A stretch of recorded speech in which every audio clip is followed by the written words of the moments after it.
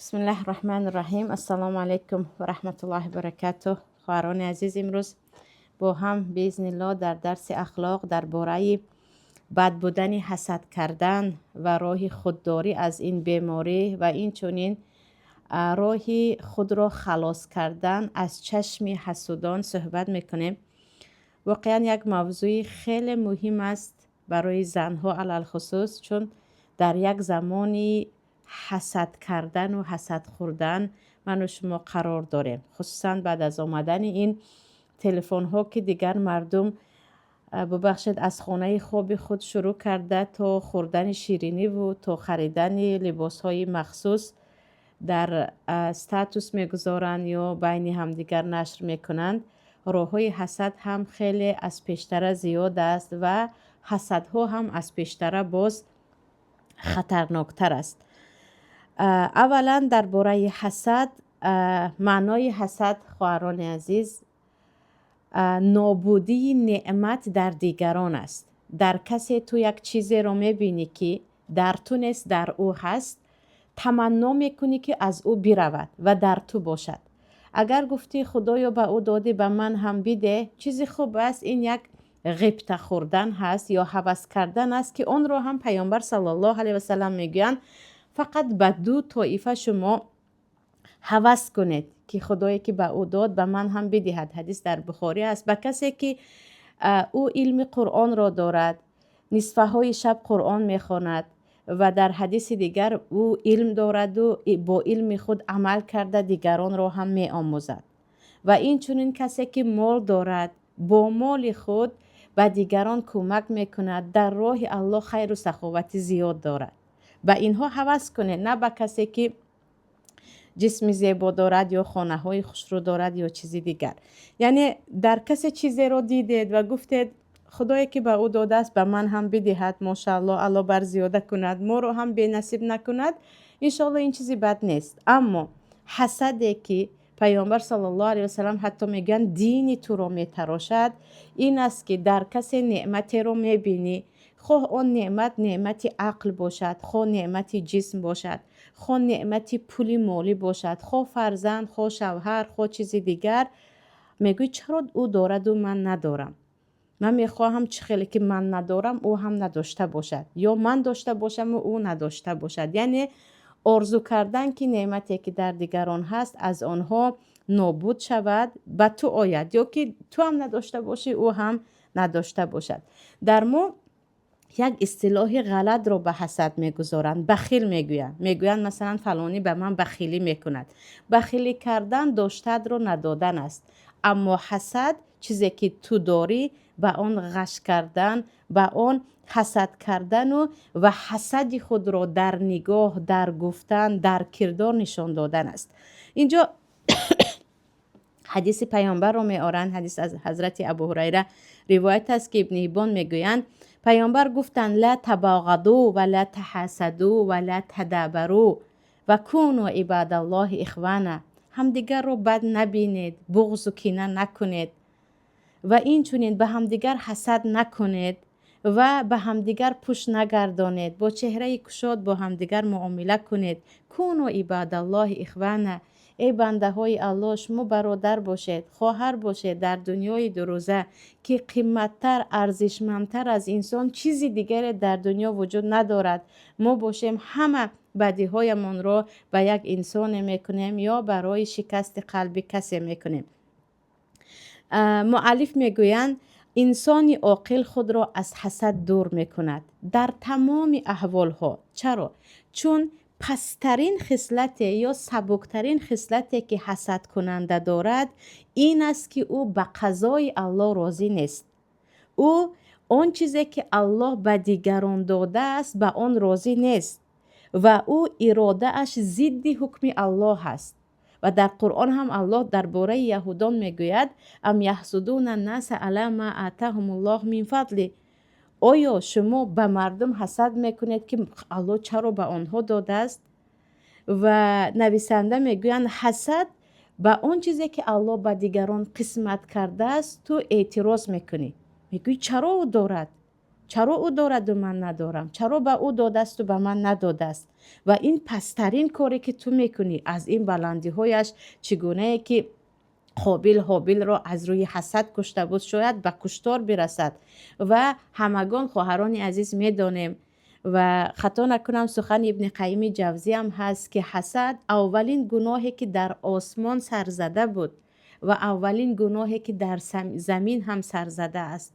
اولین بار این شیطان لعین بود که اگرچه بنده مقرب الله بود با حسد کردن به آدم که چرا به اینها همه سجده میکنند و من هم باید بکنم و من نه، او از آن مقرب به یک لعین تبدیل شد و در زمین باشد دو فرزند آدم علیه السلام به برادر خود قابیل حسد کرد و او را کشت و پیامبر صلی الله علیه و سلم میگن تا روز قیامت کسی را میکشد گناهش به قابیل برمیگردد، چون او اولین کسی بود که کشتار را در روی زمین شروع کرد.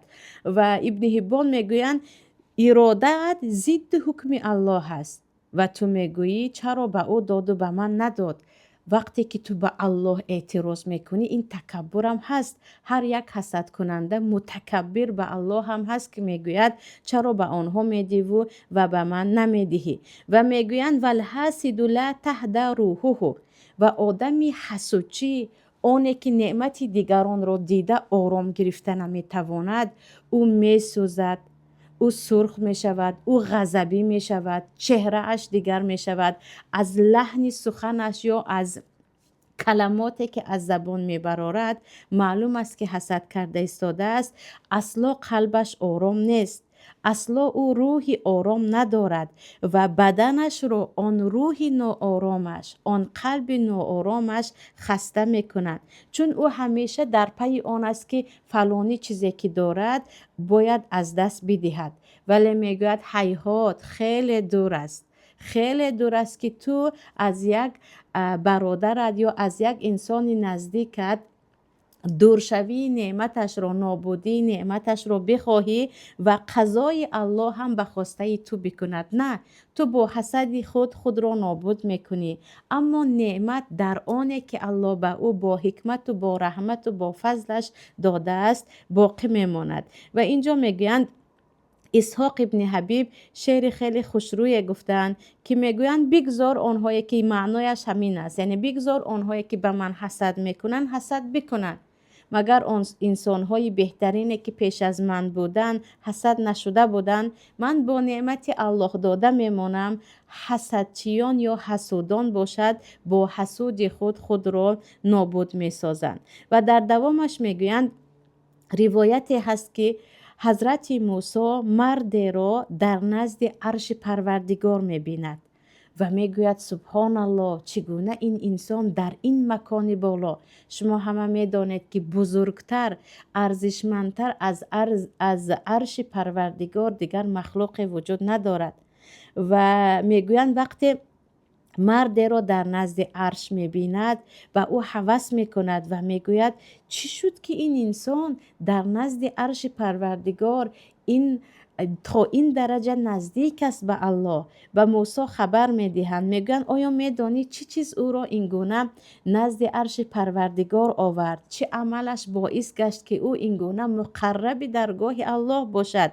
اولا او به کسی حسد نمیکرد، به کسی حسد نمیکرد، نمیگفت که چرا فلانی دارد من ندارم، نمیگفت. دوما او اصلا برای عاق شدن پدر و مادر کوشش نمیکرد. وقتی میپرسند که چگونه برای عاق شدن کوشش نمیکرد، میگویند کسی را، پدر و مادر کسی را دشنام نمیکرد تا که کسی پدر و مادر او را دشنام نکند. این گونه عرض و عفت پدر و مادر خود را حمایه میکرد. سیومین او اصلا خبرکش نبود، یعنی خبرکش نشدن، کسی را، پدر و مادرش را طعنه و حقارت نکردن، به کسی حسد نکردن شما را بنده مقرب الله میگرداند. در دوامش میگن عمر خطاب رضی الله عنه گفتند هیچ نعمت نیست که به آن حسد نکنند و هر نعمتی که شما میبینید خواه و ناخواه به آن حسد میشود. یعنی یک چیز شما دارید که دیگران ندارند و هر چی دارید خواه و ناخواه یک حسدچی او پیدا میشود. برای همین وقتی به شما حسد میکنند و حسد و کینه های آنها در زبان ها پیدا میشود، نباید به اینقدر غم بخوریم. و در دوامش میگویند ابن سیرین از تابعین بزرگ گفته بودند من کسی را اصلا برای دنیا حسد نکردم، چون میدانم اگر او از اهل جنت باشد چرا برای دنیا حسد کنم در حالی که او به زودی دنیا را ترک میکند و اهل جنت است. اگر او از اهل دوزخ باشد چرا به یک دوزخی حسد کنم که مالی که الان دارد یا فرزند و همسری که الان دارد به زودی ترک میکند و از اینجا میرود. پس یکی از درهای حسد رو پوشیدن این است که در کسی چیزی دیدید و شیطان چون خود حاسد و مکار است همیشه دوست می‌دارد انسان‌ها حسد کنند، به قلب شما حسد انداخت، بگویید که او هم از دنیا رونده است، من هم رونده‌ام. او هم مسافر است، من هم مسافر هستم. چرا برای این یک دو مدت کوتاه به کسی حسد کنم؟ و باز ابو حاتم یا گفته مؤلف میگویند حسد از اخلاق انسان‌های لئیم یا از انسان‌های پست و ناکس است و انسان‌هایی که صاحب احترام و کرامت هستند اصلا به کسی حسد نمی کنند. و در دوامش میگویند هر یک آتش خاموش کننده دارد، اما من برای حسد خاموش کننده ندیدم.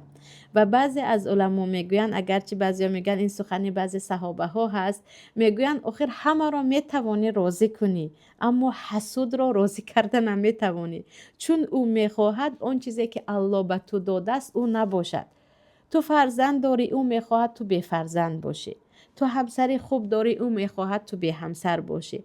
تو الله تو را با یک از ظاهری یا گفتیم با یک جسدی خوشرو آفریده است، او میخواهد تو نداشته باشی. الله تو را با کرمش از مال دنیا داده است، او میخواهد نباشد. آخر چگونه او را میتوانی راضی کنی و آن چیزی که الله به تو داده است از آن دست بکشی؟ و در دوامش میگویند بدانید حسد بدبینی را تولد میکند و بدبینی ها ریشه های دارند. ریشه های دارند که در قلب انسان فقط بدی و بدی را جای میکنند و از این ریشه های بدبینی که از حسد تولد شد یک رستنی های میروید که میوه تلخ دارد و آن میوه های تلخ همیشه برای صاحبش ندامت است. حسودگر بجز ندامت چیز دیگری نمی کشد. و خیلی گفتیم حسد چیزی عادی نیست. حسد نمی خواهد که آن چیزی که الله به تو داده است در تو باشد. و میگویند هر کسی که در برادرش خیر را دید، چیزی را دید و گفت خدایا به من هم نصیب کن و به او دادی، به او برکت ده، این چیزی بد نیست. اما این را هم به کسی بکنید که او اهل ثواب باشد، او در راه راست باشد، چگونه که پیامبر گفتند به اهل علم و به اهل مالی که در راه الله مال خود را و علم خود را صرف میکنند هوس کنید، نه به اهل گناه و به اهل دنیا. و در دوامش میگویند انسان‌های حسودگر فقط میخواهند نعمتها از ما دور شود، ولی الله نعمتش را پره میکند و به قلب حسودگر اصلا نگاه نمیکند. و در دوامش میگویند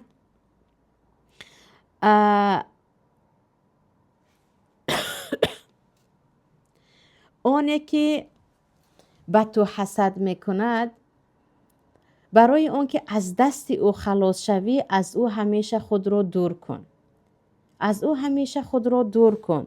و در این مورد خواهران عزیز حدیث پیامبر است، اگرچه مؤلف نآورده‌اند، در سلسله صحیح جایگیر است. پیامبر میگویند استعینوا علی انجاح حوائج بالکتمان فان کل ذی نعمت محسود.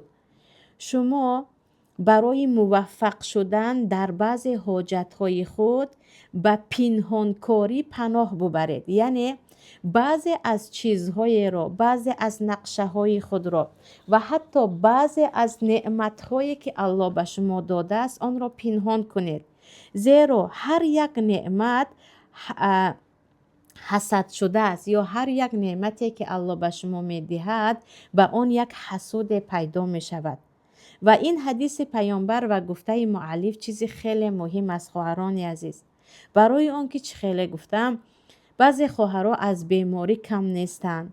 بعضی خواهرها میگن فقط مرا خیش و تبارم حقارت میکنن، یا به من بعضی کلمه های نیشدار میزنن، یا بعضی ها میگن اگرچه من چند هزار کیلومتر، 2000 کیلومتر، 3000 کیلومتر از خیش و تبارم دور هستم، باز از دشنام آنها، از بعضی طعنه های آنها در امان نیستم. چرا؟ شاید تو نعمت هایی که تو داری و آنها ندارند و نمیبینند همیشه به آنها تعریف میکنی، یا عکس هایش رو میفرستی، یا گمان میکنی که با گفتن زندگی خوبت به آنها رو خوشحال میکنی، در حالی که آنها اهل خوشحال شدن به نعمت های تو نیستند. و پیامبر میگن استعینوا بالکتمان، یعنی بعضی چیزها رو باید پنهان کرد. نه همیشه همه این نعمت های خود را به همه آشکار سازد. این معنیش این نیست که تماما دروغگو باشید و همیشه نالش کنید که وای من این ندارم و آن ندارم. نه، دروغگو هم نباش، چون دروغ فقط در 3 حالت جایز است. اونه که زن و شوهر به هم دوست می‌دارن میگویند به خاطر طلاق نشدن، به خاطر دشمن رو فریب دادن و به خاطر 2 قهری رو آشتی کردن. دیگری وای دروغ درست نیست. اما نعمت‌های خود را پنهان کردن به دروغ داخل نمی شود. اینجا تمام زندگی خود را، تمام درآمد خود را، تمام تحفه ها یا هدیه های خود را به مردم در پهن کردن و در استاتوس ها میمانند و در اینستاگرام و جای دیگر میمانند. پس از این میگن همین قدر دور هستیم ولی باز من اذیت میشم. خواه و نخواه اذیت میشوی. اونه که نداره تو داری. خواه و نخواه حسد در تقریبا تمام انسان ها هست، الا من رحم الله، مگر آنهایی که با این بیماری جنگیدن و آتش این رو خاموش کردن. و پیامبر چی گفتن؟ بعضی چیزها رو باید پنهان کرد. خواهران عزیز، نه همه فرزندان خود را، نه همه لباس های فرزندان خود را، نه همه خوراک هایی که میخورید، نه همه جایی که میروید باید به مردم نشان دهید. چون حسدگر از اینکه نعمتی که در شما هست گرفته نمیتواند، با زبان شما را اذیت میدهد یا حتی با دست و پایش. مگر بخبریم از حسدی برادران یوسف وقتی به حسن بصری سوال میدهند که استاد آیا مؤمن هم حسد دارد؟ میگن مگر نمیدانی مگر فرزندان یعقوب مؤمن نبودند؟ مگر آنها مسلمان نبودند؟ آنها حسد کرده بودند به برادر خود، حسدی که حتی او را برای کشتن راضی شدند. پس وقتی که شما برای حسد خود یک زمینه ایجاد میکنید، خود سببی آن را به میان میگذارید، خواه و نخواه آنی که به شما حسد میکند یا با زبانش یا با دست و پایش یا با جادو یا چیز دیگر میخواهد نعمتی در دست بوده شما را از بین ببرد. برای همین میگویند شما برای از حسد خلاص شدن از حسودان دور باشید. برای اون که آنی که به شما حسد میکند یا با گمانهای بدش یا با زبان آلودهش و یا حتی بعضا با دست و پایش میخواهد آن نعمت الله را از شما بگیرد. و بدیش این است که سبحان الله زیادی از حسدگران نزدیکان خودمان، یا همسایه یا عمک بچه و خاله بچه، یا بعضا خواهر و برادر، یا بعضا خیش و تبار نزدیک، یا بعضا خیش و تبار زن یا شوهر، یا بعضا همسایه هست. و این رو ما میگیم یک امتحان الله هست. بسم الله. به فکرم زمین جنبین در ما. و این رو ما میگیم این یک امتحان الله هست. امتحان الله که خیش و تبارت به تو حسد میکند، نزدیکترین انسانت به تو حسد میکند، نزدیکترین انسانت حسد خود را با تو را اذیت دادن به بیرون اظهار میکند. و در اینجا تو میتوانی در کسی که تو حسد را دیدی خود را دور کن. و تو میتوانی با او علاقه رو کنده کن. با خویش و تبا قهر شدن حرام است، اما خود را دور گرفتن برای آلوده نشدن به گناه یا با او درگیر نشدن، خود را دور گرفتن، انسان گناهگار نمی شود. چه خیلی گفتیم حسدگر که ضد قضا و قدر الله هست، اصلا نمی گذارد شما در نعمتی که الله برای شما داده است زندگی کنید. و در دوامش میگویند اینجا را ببینید که انسان وقتی که به عقل خودش، یعنی یک مؤمن، چه خیلی گفتیم آره مؤمن هم حسد کرده میتواند یا این بیماری میتواند در شما باشد، ولی چیکار کنیم؟ اولا نباید به زبان آن را آشکار کرد و نباید با حسد خود کار کرد، آن را نابود سازید، در قلب خود نابود سازید. خواهران عزیز، انسانی که حسد خود را نابود میکند و میگوید الله تو به او داده ای، خوش به حالش که داده ای، تو چقدر الله مهربان هستی و او هم چقدر بنده خوشحال است، ببخشید خوشبخت است و با نصیب است و پروردگار رو به من هم بده و داده هایت باز او رو هم از بنده شکرگزار کن، من رو هم از این هم الله خوشش می آید و هم خود را راحت می کنید و خود در امان و در راحت می مانید. اما وقتی که حسد کردید و گفتید سبحان الله من نمیفهمم چرا در بعضی ها با اون همه اخلاق بدی این دارند و آن دارند و من ندارم، ببخشید با آن طرف نه، شما با قضا و قدر الله دارید می جنگید که چرا به او دادی و به من ندادی، که این بود اصل کار شیطان. این بود اصل کار شیطان که به آدم این گونه حسد کرده بود.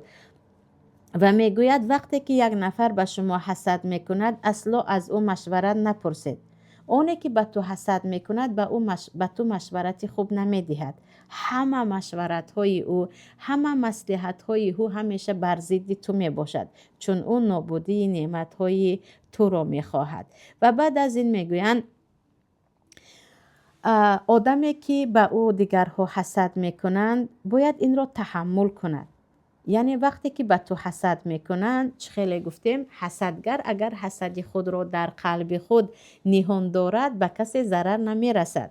مشکلی در این است که حسدگران حسد خود را در قلب خود نهان نمیگذارند، یا شما را تهمت میکنند یا با بدزبانی اذیت میدهند یا یک عیب شما را کوفته میبرایند یا یک کار میکنند که شما از آن شکسته شوید، پژمرده شوید و بعضا حتی به غم و اندوه فرو روید که چند روز به خود نآید. ولی انسانی عاقل وقتی یک انسان به او حسد میکند، اصلا برای این حسد یک حاسد یا یک حسود خود را به غم و اندوه غرق نمیکند. او باید این را تحمل کند و بداند که بیهوده به او کسی حسد نمی کند. او در حقیقت دارای نعمتی هست که به او حسد می کند. به پروردگار باید شکر کند و سپس الله می گوید قل اعوذ برب الناس، به الله پناه ببرد که خدایا من از تو از بدی از شر این حاسدان پناه می برم.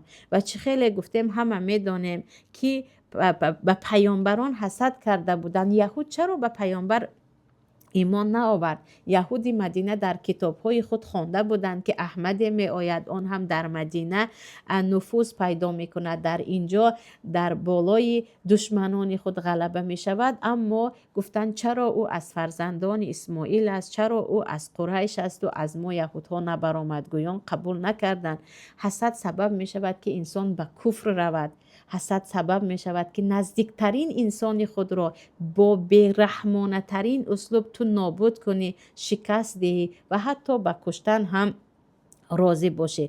برای همین کسی به شما حسد میکند باید به این تحمل کنیم، صبر کنیم و وقتی که به یگان گناه شما رو کسی آزار داد یا چیزی گفتید که اصلا شما به او هیچ گناه نکردید، و عجیبش این است که اینجا شاعر هم میگن که من بجز اینه که الله به من نعمت داده است چیزی دیگری رو نمیدونم که بر تو کرده باشم. یعنی من به تو هیچ ضرر نرسانیدم، به تو یگان خیانت نکردم، اما اون اذیتی که از تو میبینم فقط سزای اون نعمت الله هست که تو میخواهی با قضا و قدر الله بجنگی، تو میخواهی با اونه که الله به من داده است با من دشمنی کنی.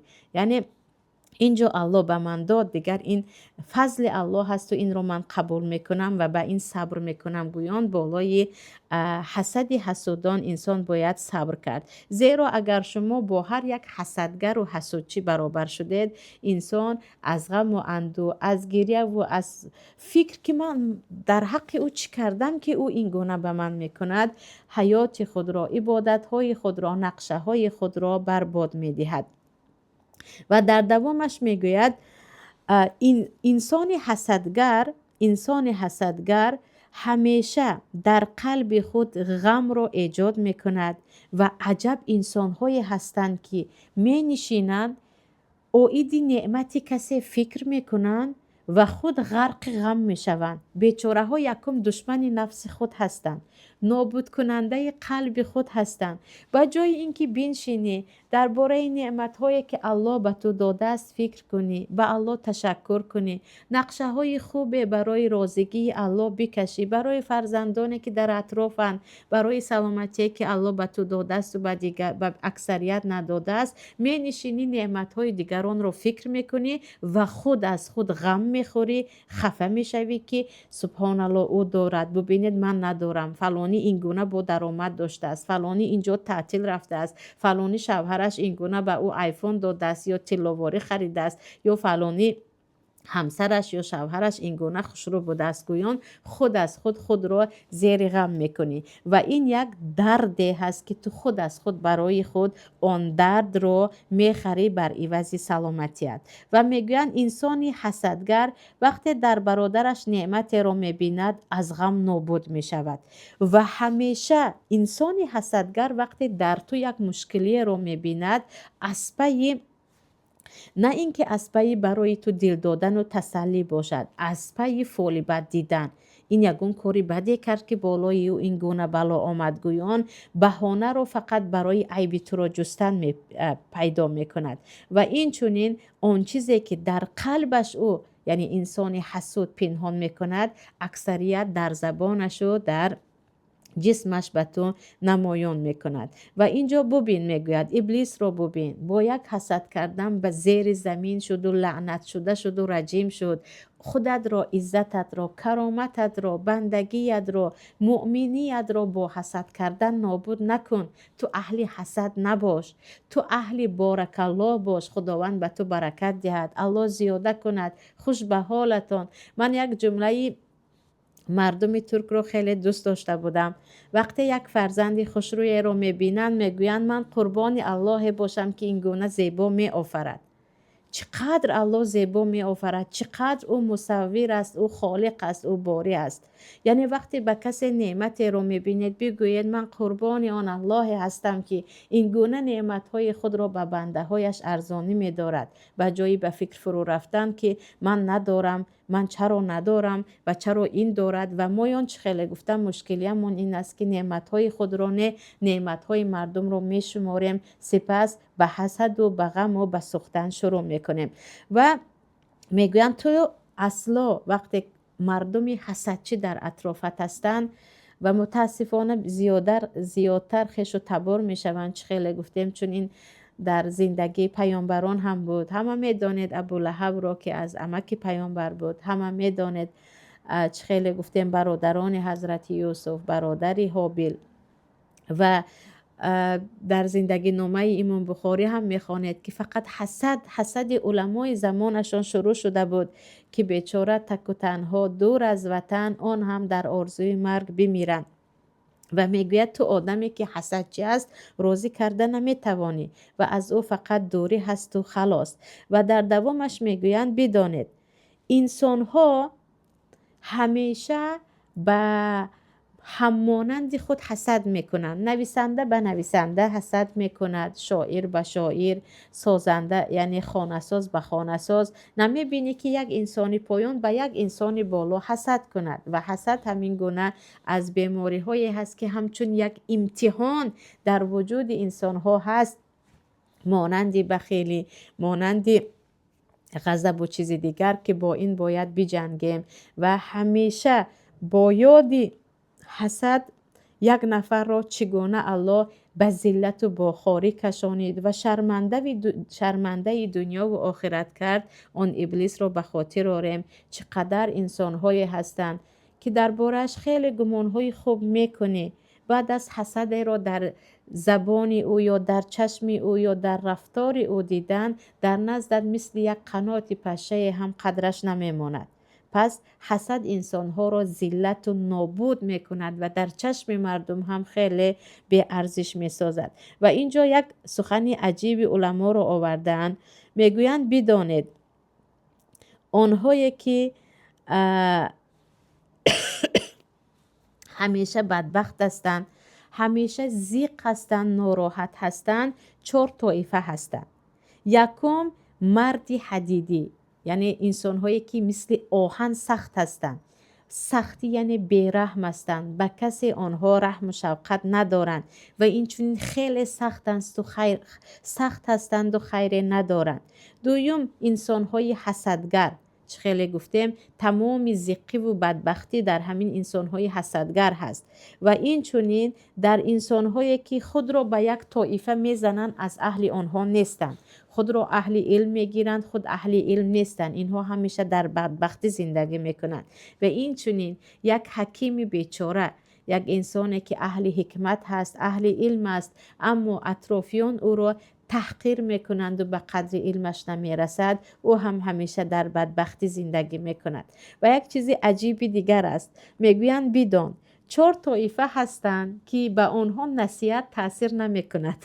یعنی از این 4 طایفه تو ناامید باش، اینها نصیحت و دین رو قبول نمیکنند. اینها که هستند، یکم انسانی جاهله که گمراهی را از خویشاوندان خود، از پدر و بابای خود میراث گرفته است. معنایش این است که به او هرچی راهی حق میگویی، میگوید پدری من این خیل نگفته بود، بابای من این گونه زندگی نکرده بود، من هرچی بابا و پدرم گفت همون گونه زندگی میکنم. اونی که گمراهی رو همچون میراث از پدر و بابای خود میداند که باید با همان راه برود، به او هیچ نصیحت و هیچ دین تاثیر ندارد. دوم اونی که رئیس مردم گشته است به خاطر گمراهیش. از اینکه یک انسان بدبخت هست، مردم بدبخت هم او را به خود اختیار کردند و این انسان که به کرسی برای همین رسواییش آمد و نشست و انسانی خوب می بود، اصلا این منصب را یا گفتیم این کرسی را صاحب نمی شد، او اصلا راه حق را نمی پذیرد.